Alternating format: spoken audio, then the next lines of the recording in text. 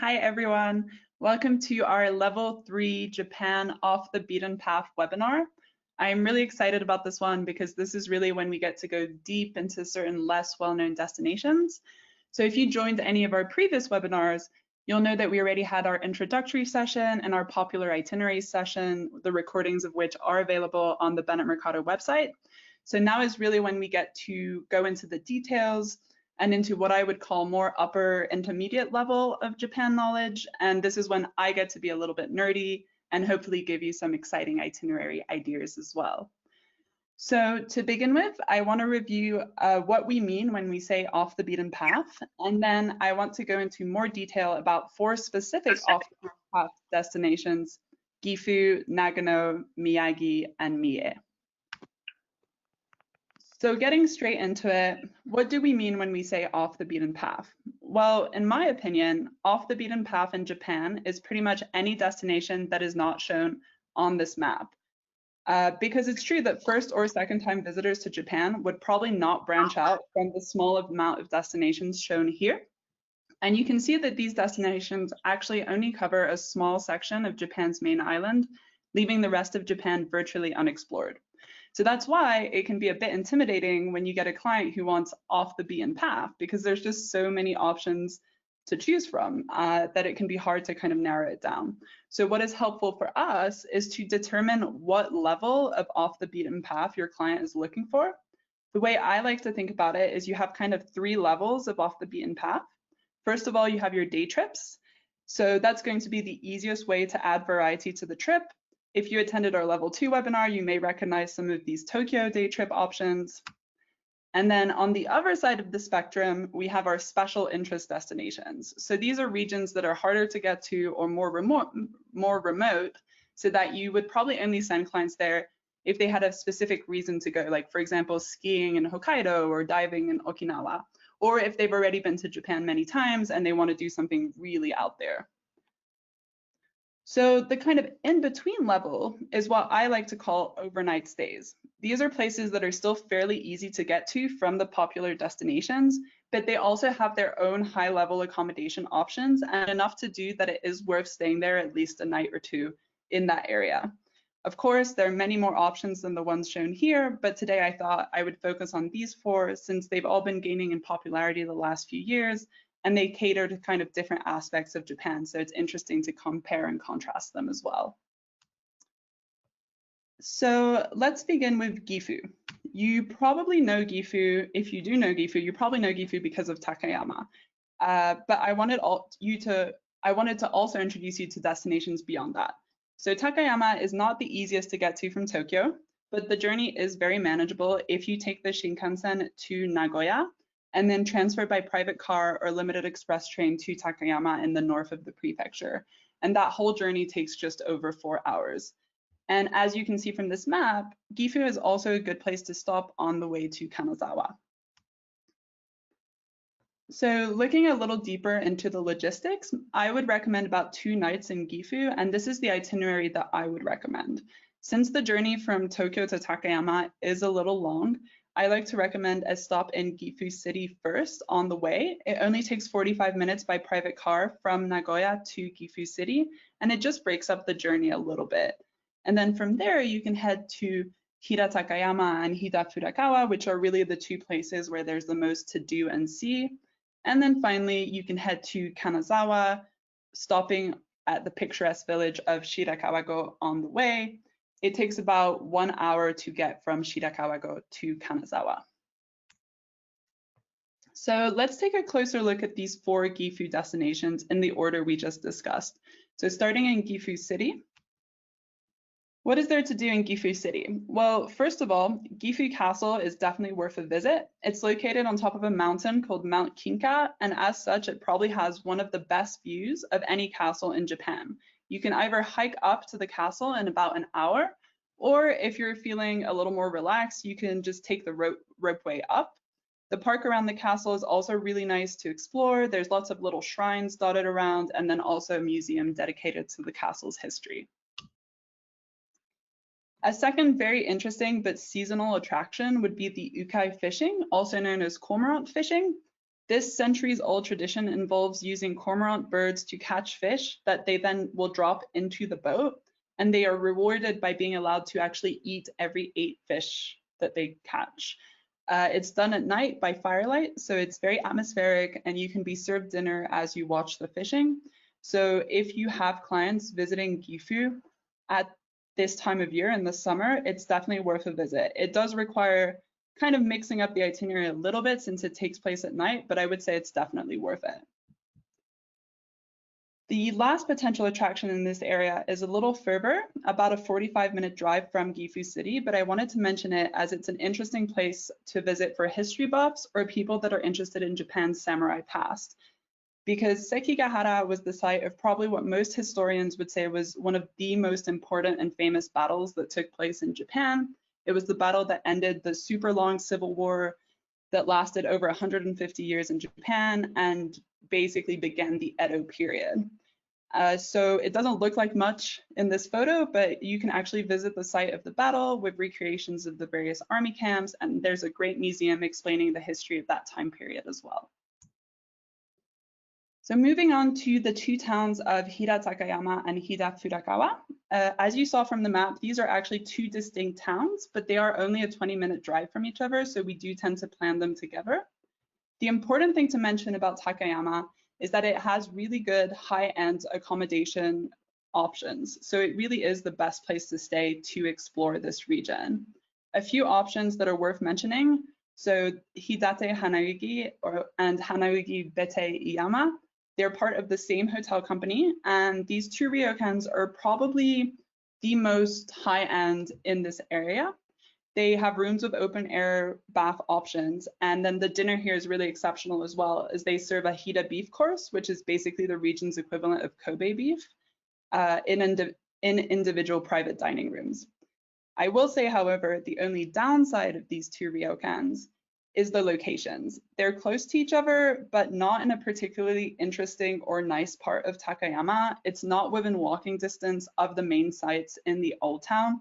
So these are really places you'd stay at if you have a private car and you're willing to just go to and from the sightseeing in that car, not really walking around.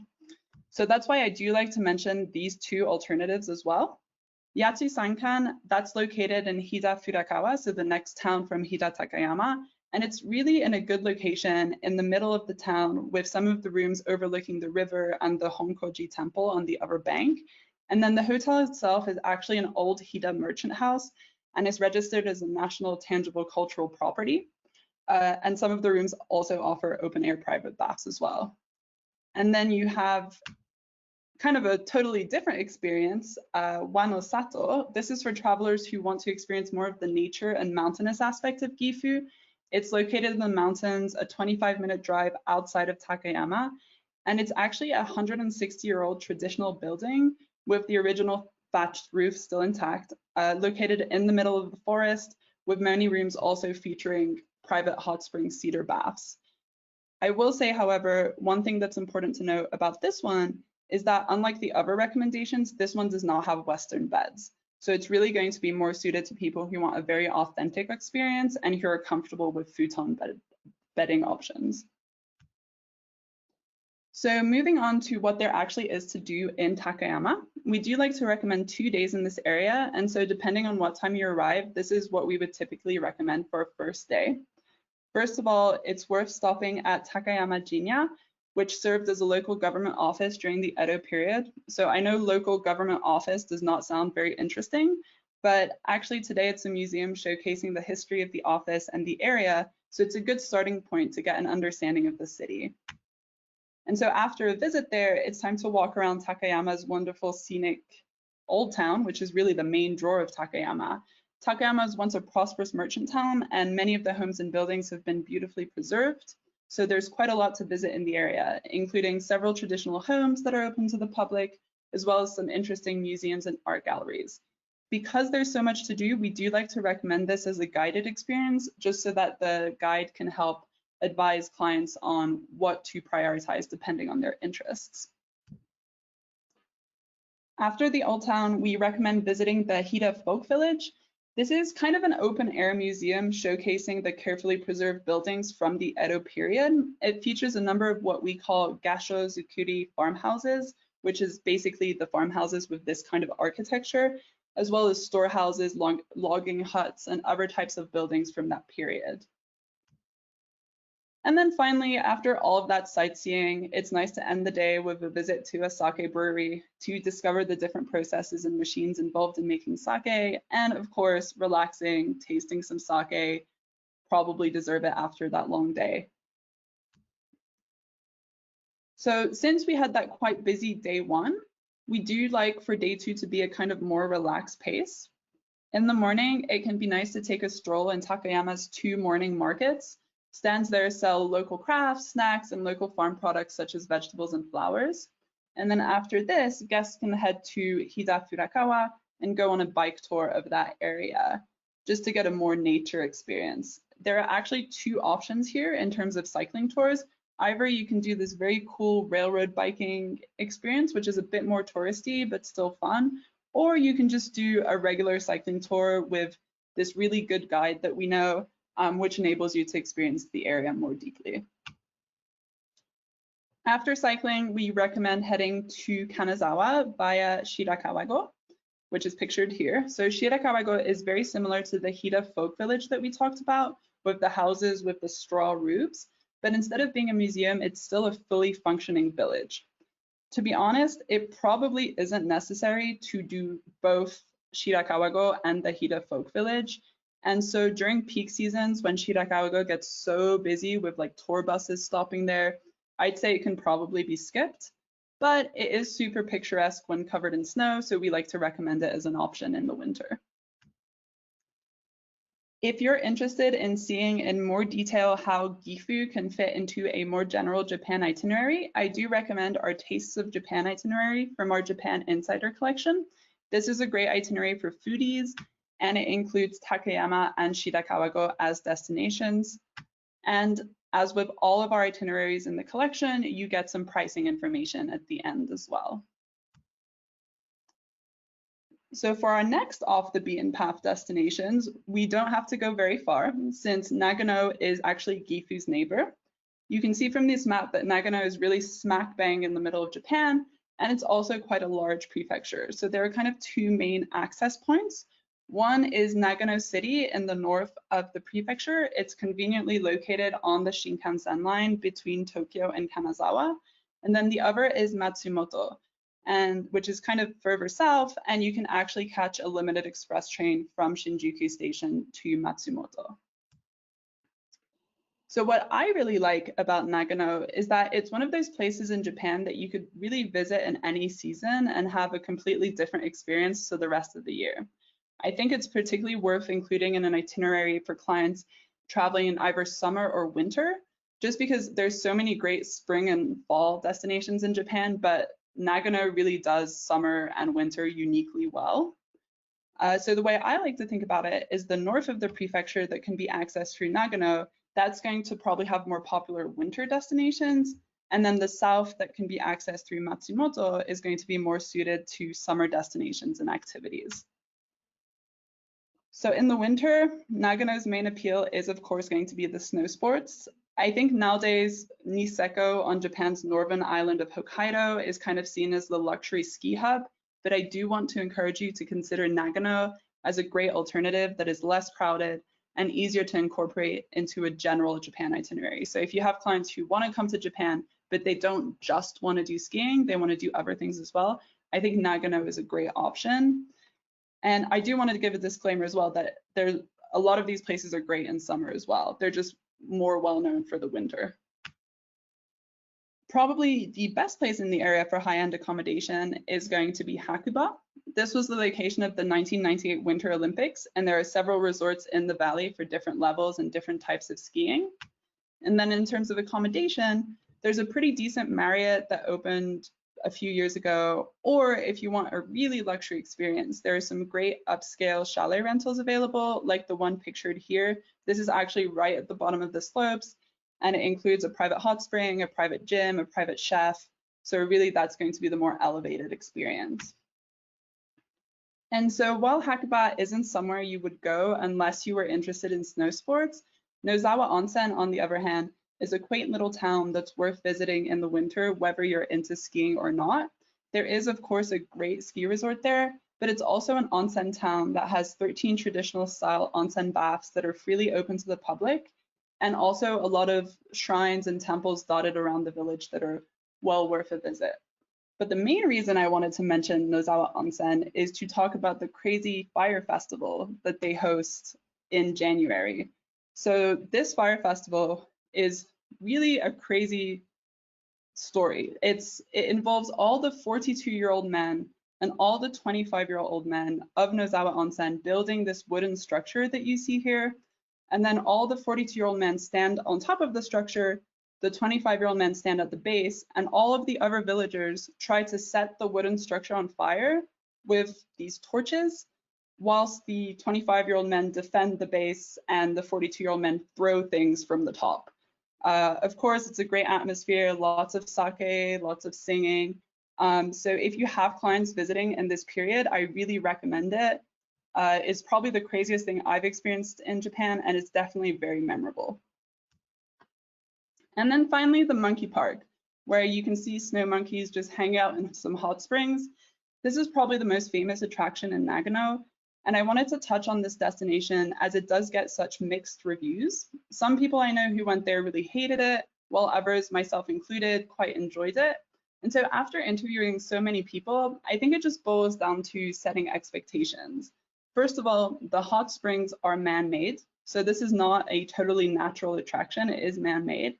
And second of all, it takes about 30 minutes to walk to the actual park, and that route can get quite wet and muddy. So once you know that, you just need to make sure of two things. Go when there's snow, as it's much more picturesque than when it's just all muddy, and then go early in the morning and on a weekday to avoid crowds. Otherwise, you do kind of feel like you're all crowding around this tiny pool. If you follow these recommendations, I think that you will have a great time because the monkeys are very cute. There are lots of babies learning how to swim in the hot springs, and the walk there is actually pretty scenic as long as you bring the right footwear.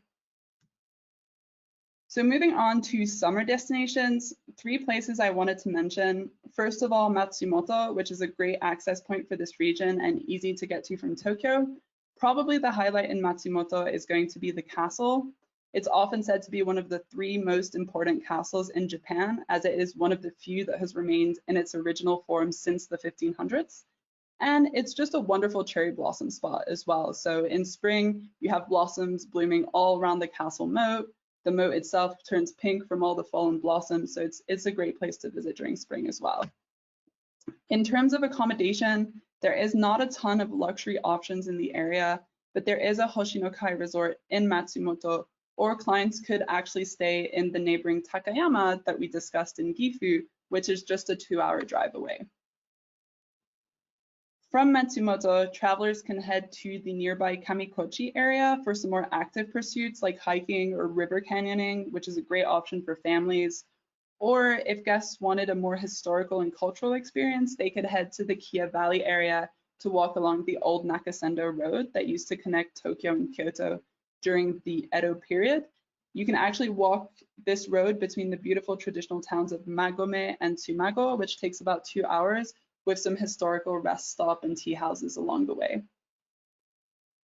So from this area, you kind of have 2 options to continue the trip. Either you can head to Nagoya, which is a 2.5-hour train from Matsumoto, and then take a train from Nagoya to either Kyoto or Osaka, or you could head to Takayama and then head onward to Kanazawa. Again, if you're wondering how to incorporate Nagano into your winter or summer Japan itinerary, we do have an insider collection itinerary for both of these seasons, so I encourage you to check those out. Next stop is Miyagi in Japan's northern Tohoku region.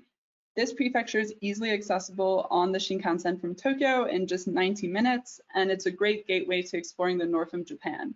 In particular, it works well as a in combination with the nearby prefecture of Yamagata, or you could even continue on the Shinkansen line all the way up to Hokkaido.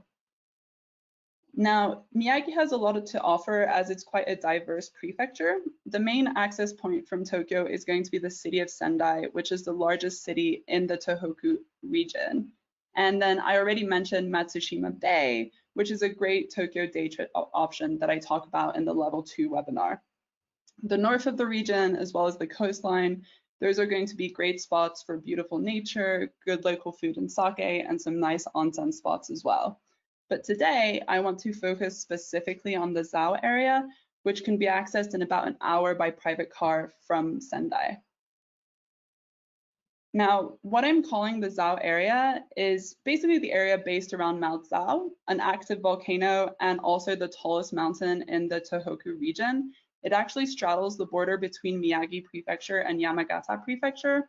And what I like about this area is that it really showcases how amazing and varied the seasons are in Japan. So in spring, you can head to Ogawara to see the Hitome Senbon Zakura, which literally means 1,000 cherry trees in a glance. And so this is a 5-mile stretch along the river that actually has way more than 1,000 cherry trees. And during cherry blossom, it has a great atmosphere, many festival stalls, people having picnics, and you can also rent boats to see the cherry blossoms from the river as well. In the summer, this is an area that's great for outdoor pursuits like hiking or mountain biking. This Okama crater can actually be found at the top of Mount Zao, and it can be accessed either by car, since there's actually a parking lot nearby, but that's kind of cheating, or you can access it by hiking. And then autumn is also a great season for hiking and for appreciating the stunning autumn foliage. Lake Choroko is a great off the beaten path autumn spot, and you can actually rent boats to appreciate the scenery from the water. And then finally, in winter, Zao is famous for its snow monsters. This is the phenomenon when it snows on the fir trees of the area, and they say that it looks like snow monsters. These are illuminated at night.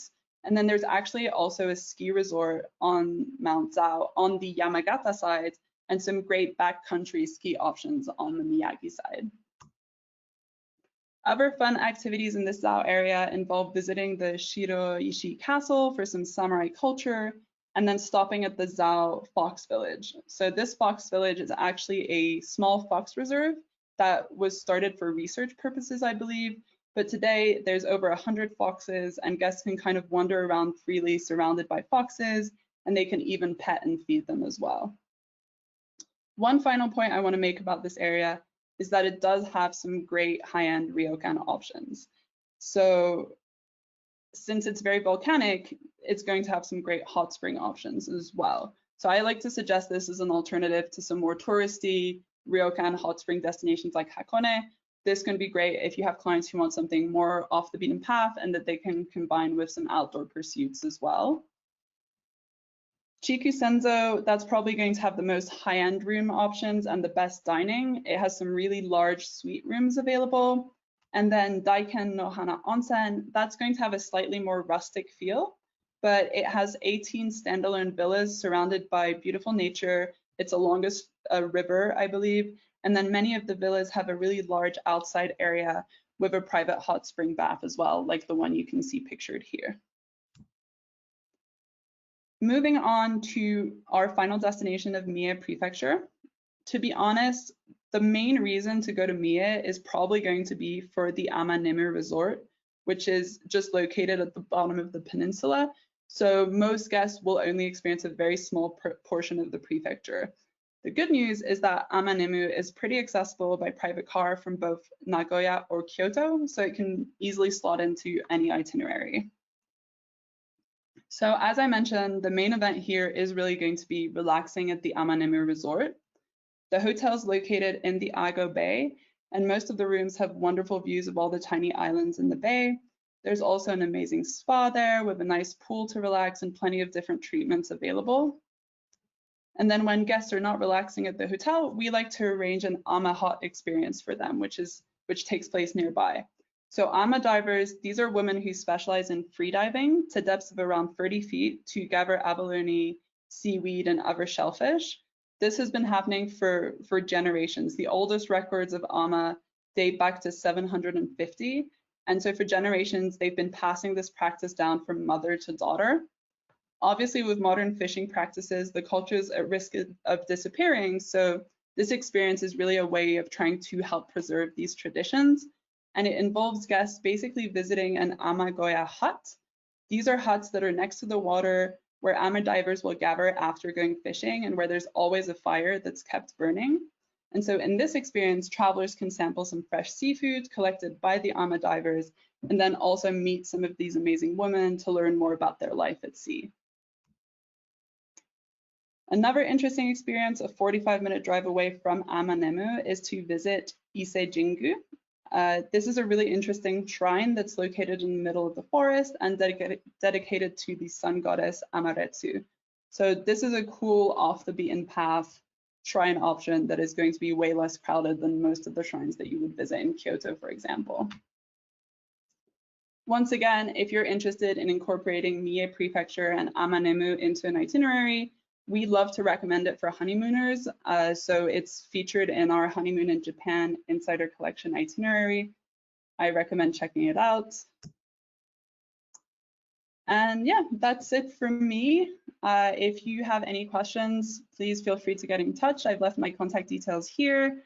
Or if you have any immediate questions, please feel free to leave them in the chat now, and I will answer them.